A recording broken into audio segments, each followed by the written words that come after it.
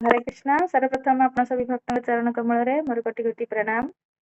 कल्पतरुभ्यश्च कृपा सिन्धुभ्येव च पतितानां पावनेभ्यो वैष्णवेभ्यो नमो नमः। जय अनंत कोटि वैष्णव वृंद की जय। जय जगत गुरु श्रील प्रभुपाद की जय। जय पतिताम्न श्रील गुरु महाराज की जय। जय श्रीमद् भगवती गीता की जय। तो ढेर सारा शुभकामना शुभेच्छा आपण समस्त को आज संध्या कालीन भगवत चर्चा रे। तो बहुत सुंदर आम समस्त परम सौभाग्य आम भगवान बाणी श्रीमद् भगवत गीता शुणुचे। तो पहुंची जाइचे केते अध्याय एटा तृतीय अध्याय। आज पढ़िले 16 नंबर श्लोक है। तो जो भगवान कहउचंती हे मोर प्रिय अर्जुन जेउ लोक वेद निर्दिष्ट यज्ञ कर्म न करे से वास्तव रे एक पापपूर्ण जीवन यापन करे। कारण जो व्यक्ति केवल इंद्रिय सुख रे आनंद लाभ करे से वृथा ही जीवन धारण करे। तो भगवान कर बाणी एटा साक्षात भगवान जे अनंत कोटि ब्रह्मांड को सर्जन करचंती से कथा कहते। कोई साधारण व्यक्तिर कथा नुहे, संसार लोकर कथा नुहे, स्वयं भगवान कर कथा ये। आ ये कहा पाई कहते ना मनुष्य समाज को कहते। पशु शरीर रे जो माने विचरण करूचंती सेमानक पई ये भगवत गीता कहा जायनी। काइना सेमानकर सेई इंटेलिजेंट जेटा कि विकसित बुद्धि नाही सेमाने को बुझी पारिबे। से चारटा काम करिवे, आहार निद्रा भय आ मैथुन ये चारटा काम पशु करिवे। 5 नंबर काम जे भगवत गीता पढ़िबा आ बुझिबा सेटा तांको देकी न। तेणु जदि भगवान कहिचंती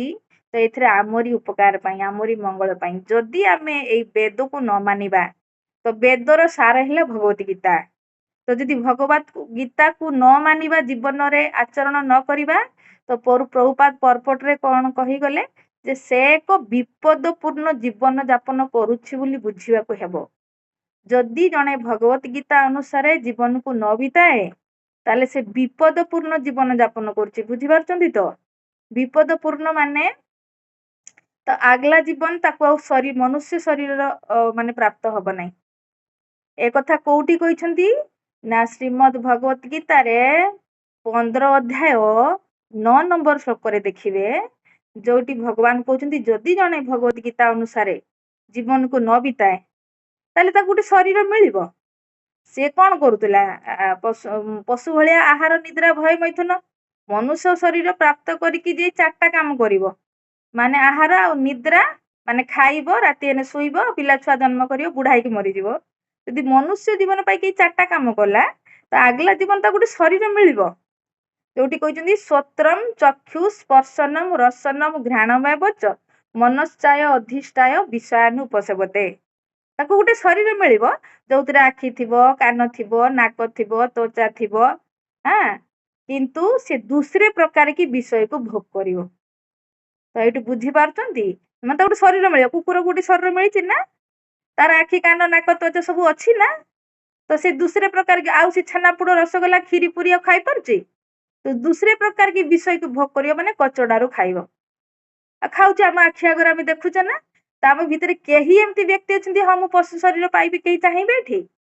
तो एटा हला विपदपूर्ण जीवन जे शास्त्र अनुसार जीवन न बिताए प्रकृति ताकू केमिति शरीर दे दिए विचार करंतु। तो ये शास्त्र मनुष्य से तो 16 अध्याय 23 नंबर श्लोक रे भगवान कहि की गले कहिबे आपण आगु जाके सुनिबे जोटी भगवान कहउचंती जो शास्त्रम विस्मृज्य वर्तते कामकारत न सिद्धिम अवाप्नोति ना सुखम ना पराम गति। जदि जने शास्त्र को बाद दे कि तार किछि भी कर्म करे ताले सबसे प्रथम कहले ना सिद्धि माने भगवत धाम जेमिति गत श्लोक रे सुनि कि प्रभुपाद पर्पट कहले निज घर को फेरिबा एटा ला सिद्धि। बार बार जन्म मृत्यु खत्म करिकी भगवान का धाम परमानेंट जगत को जीवा एटा हला सिद्धि। एटा से केबे जाई परिबनी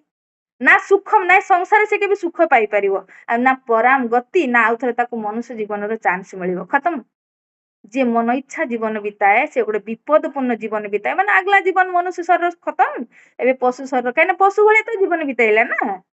शास्त्र को नहीं तो जीवन बीतलानी पशु से 4टा काम करे आहार निद्रा भय मथुन तो ये भी से 4टा काम गला आ से आपण देखंतु संसार कोन ए 4टा काम ही तो करछ ना मनुष्य शरीर पाई तो 4टा ही करछ ना कि केते बड़ बड़ डिग्री हासिल करथांत ना काई केते बड़ प्रोफेसर डॉक्टर किछि भी थांत ना काई जदि सी धर्म न करूचंती माने यज्ञ अनुसार जीवन को न बीतउचंती शास्त्र हिसाब जीवन को न बीतउचंती तो ताहले से को विपदपूर्ण ए जीवन रे तो गोटे डॉक्टर हेई थाई पारे आगला जीवन कौन हम ना पशु शरीर कहीं लाख करोड़ जीव लाइन रे अच्छी से भी तो मनुष्य शरीर मिल कि नहीं तो ये हेट प्रकृति देखबनी बाबा ये गोटे बड़ पोस्ट रे थिला बा प्रधानमंत्री नेता गोटे थिला आउ थे चांस मिलू ना जदि सी धर्म न करछे जेमिति महाभारत गोटे बहुत सुंदर श्लोक नहीं ना आहार निद्रा भय मैथुनम च सामान्य एतत् पशुभेर नारायण धर्म ही ऐसा अधिक विशेष धर्म विहीन पशु ही समाना हाँ कौन कहले ये तो सामान्य काम ये तो पशु भी करुछंती आहार निद्रा भय मैथुन पशु भी करुछंती तमे मनुष्य ହେଇକି ଯଦି ସେଇ 4ଟା काम कले तो पशु ही समान तमे पशु सहित समान किंतु धर्म ही ऐसा अधिक विशेष धर्म गोटे अधिक जेटा मनुष्य करि परिबे पशु करि परिबो नै आ मनुष्य ହେଇକି ଯଦି धर्म न कला ताने से पशु ही समान तो पशु सहित समान हो गला तो अगला जीवन पशु को पळेबो से प्रकृति देखिबनी ए जन्म गोटे बहुत बड़ पोस्ट रे थिला ताको आउ थरे चांस मिलु नै खत्म आ धर्म कौन ना शास्त्र अनुसार जीवन को बिताइबा वेदर सार है भगवत गीता भगवत गीता अनुसार जीवन को बिताइबा तो भगवत गीतार कह यज्ञ कर्म कर जमीती आम तृतीय यही अध्याय 9 नंबर श्लोक शुणिकी गले यज्ञ अर्थात कर्मण अन्यत्र लोकयम कर्म बंधन यज्ञ वै विष्णु यज्ञ माने भगवान विष्णु को प्रीति विधान करवा यज्ञ आउ जदि यज्ञ न करके मन इच्छा कर्म करछे तो यज्ञ आमे काहे करबा देखंतु ए अध्याय ना कोन कर्म योग है ना तो कर्म रे जुड़ अच्छा कर्म आमे काहे करिया यदि विचार करिया कर्म काहे करिया नाले बापा लो टाइम अनुसार पेटटा खाइते मागुछ है ना सकाळ हे गले 8टा हेला बेलको तो पेट मुडी की पूरा छिडेलानी जरको कोन खाइबी हाँ टाइम अनुसार पेट मागुची तो खाइबा जदि मु बाबे पेटटा ही सब नाटर गुरु जदि खाइते न पड़ता ताले तो आम किसी काम करियार आवश्यकता नहीं है ना किसी काम करियार आवश्यकता किसी नहीं जदि पेट न खांता तो पेट खाऊची माने जदि आमे डायरेक्ट किछि खाऊचे ताने एइटी होउची पाप पुण्य जीवन आरंभ हो गला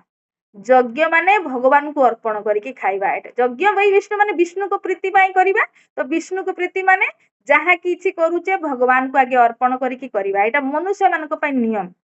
काने जगत रे जहा भी किछि देखुचे हमरो नहे ईशा वास्य जगत सर्वम जत किंचि जगता जगत ए जगत रे जहा भी किछि देखुचे भगवान कर तेणु प्रथमे भगवान को अर्पण करिकी तापरे खाइबा हला यज्ञ यज्ञ नहीं जे आपण खाली स्वाहा स्वाहा घिओ ढाली देले तो यज्ञ हो गला नहीं भगवान को पाई जहा करा जाय सेटा यज्ञ जदि एबे आमे जो गीता सुनुचे ना मु पढु कहूची आपण सुनुचे ये भी यज्ञ ये भी कथा यज्ञ जदि आपण चुपचाप बसी खाली हरे कृष्ण कृष्ण कृष्ण हरे हरे हरे राम राम राम हरे हरे जप करछंती तो जप यज्ञ जदि 5-6 जन बसिकी मंजीरा हारमोनियम बसिकी मृदंग बसिकी कीर्तन कर माने हरि नाम रे हरे कृष्ण महामंत्र करूचंती कीर्तन करछंती तो संकीर्तन यज्ञ है ना जदि आपण एकला बसिकी खाली गीता को पढुचंती तो स्वाध्याय यज्ञ ये सब भगवान को प्रीति विधान पाई करा जाए भगवान एथिरे प्रसन्न हुंती तो जता हमें भगवान को अर्पण करके खाऊचे तो से भी अर्पण यज्ञ है ना जो भी हमें भगवान को रोषे कले फिर भगवान को अर्पण कले फिर खाइले तो सेटा भी यज्ञ रे जीव काना हमें भगवान पाई कले तो भगवान को पाई जहा करा जाए सेटा ही यज्ञ आ भगवान पाई न करी जदी हमें डायरेक्ट खाऊचे डायरेक्ट निज इंद्र तृप्ति पाई करूचे ताने कोन हबो सुनिकी गले ना तो तृतीय अध्याय रे से पाप ही खाए कौन कही गले तृतीय अध्याय 13 नंबर श्लोक रे यज्ञ अवशिष्ट संत मुच्यन्ते सर्वकीड़ विषय भुंजन्ते ते त्वघम पापा जो पश्चात आत्म कारणात पूरा से श्लोकटारे क्लियर भगवान कही गले जी यज्ञ रे अर्पण करिकी माने भगवान को अर्पण करिकी खाए से सबु पापरु मुक्त हो जाए किंतु जे निज इंद्र तृप्ति पाई रुषे करिकी खाए से पाप ही खाए आ जने पापी से खुशी की सुखी केमिते हे पारिबो आज संसार रे जो दंड पाउचे कोई हॉस्पिटल आपण देखंतु फांका नथिबो बेड हजार हजार हॉस्पिटल बनीगला किंतु कोउ बेड आपण फांका मिलबनी कोउठी। ये काहेकि दंड केही आमे चाहूचे बीमार पड़िबा ये दंडटा दउची किए? आज आपण शारीरिक रूप से दंड पांतु मानसिक रूप से दंड पांतु आर्थिक रूप से जो भी दंड दउची किए काहे प्रकृति दंड दउची ना आमे भगवान को नियम को मानुने मन इच्छा पाप कले तो पापर फल सब दुख तो पाइबा ना तो आमे पाप करिबा आ भाबिबा दुख पाइबे ना एटा केमती हबो जदि दुख चाहुने ताप पाप को बंद करते पड़िबो तो पाप किमिति बंद हबो जेता आमे सब किछि भगवान को अर्पण करी करिया जदि खाउचे किछि ना भगवान को अर्पण करी खाइले तरा कोनोसी पाप लागिबनी तो भगवान कहले जे इंद्र तृप्ति पे निज खाइबो से पाप ही खाइबो से कह मु प्याज रसुन खाइनी आ तू भगवान को लगेइछु कि ना तो डायरेक्ट खाइछु ना तो सब पाप लागिबो सेतरे काहे कि ना गोटे सागर भी तो जीवन अछि गोटे बायगण भितरे पुकटे भी तो काटी जाउचे गोटे फुलकोबी काटुचंदी सेतरे भी तो पुक हे सब कोउथरे जीवन नाही किंतु ताकू रुसेई वास करके हम डायरेक्ट खाइले भगवान को अर्पण कलेनी ताकि आपण वेजिटेरियन होउत ना काहे कि जदि डायरेक्ट आपण खाउचंदी सारा पाप लागिबो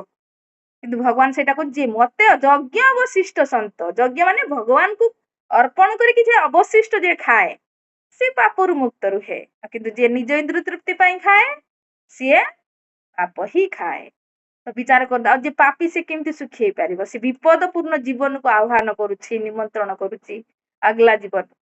तो से पई भगवत गीता भगवान एई पई कहिसंती ताकि आमे धीरे धीरे पवित्र हबा ताई शुद्ध हार करबा